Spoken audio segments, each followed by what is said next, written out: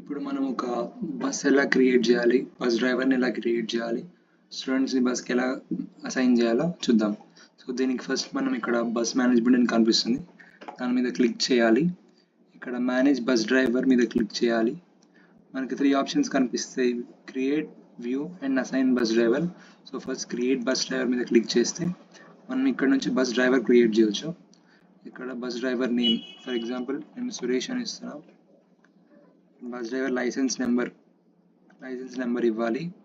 Aadhaar card, ఏదన్నా Aadhaar card, అతని Aadhaar card number, అతని ఏజ్, అతని జెండర్ అండ్ అతని mobile number.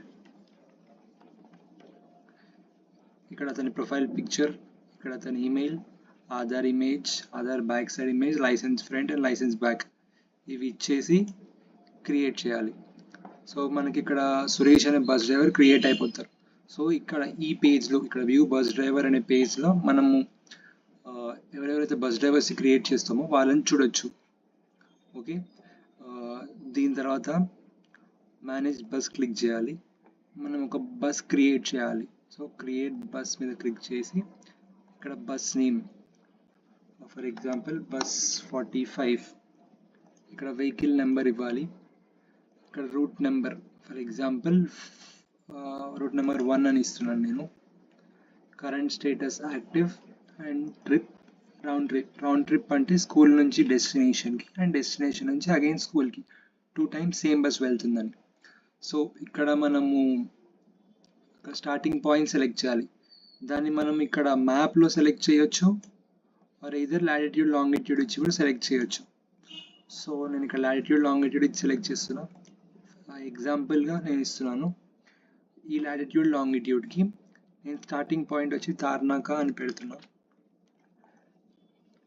And end point వచ్చేసరికి సపోజ్ స్కూల్, ఈ లాటిట్యూడ్ లాంగిట్యూడ్స్లో, అండ్ క్రియేట్ బస్. మనకి ఇక్కడ బస్ 45 క్రియేట్ అయిపోతుంది. ఇక్కడ బస్ రూట్ క్రియేట్ చేయాలంటే ఈ ఆప్షన్లో చేయొచ్చు మనము. ఇక్కడ మనం బస్ సెలెక్ట్ చేయాలి అండ్ ఫస్ట్ పాయింట్ మనం తార్నాక అని పెట్టి suppose route number 1, route order 1 అని ఇస్తున్నాం అండ్ క్రియేట్ స్టాప్. మనకు ఒక స్టాప్ క్రియేట్ అయిపోయింది. ఈ స్టాప్ చూడడానికి మనం వ్యూ బస్ స్టాప్స్ క్లిక్ చేయాలి. ఇక్కడ మనం బస్ నెంబర్ 45కి point name Tarnaka route order 1.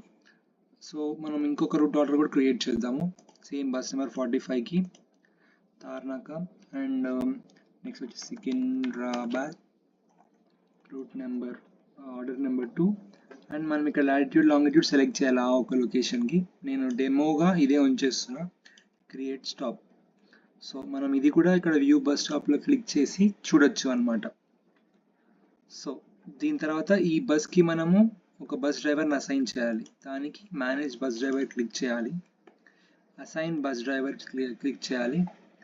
ఇక్కడ మనం బస్ డ్రైవర్ని సెలెక్ట్ చేస్తున్నాము సురేష్ అండ్ బస్ నెంబర్ 45కి స్టేటస్ అసైన్ ఉంచాలి అండ్ క్రియేట్.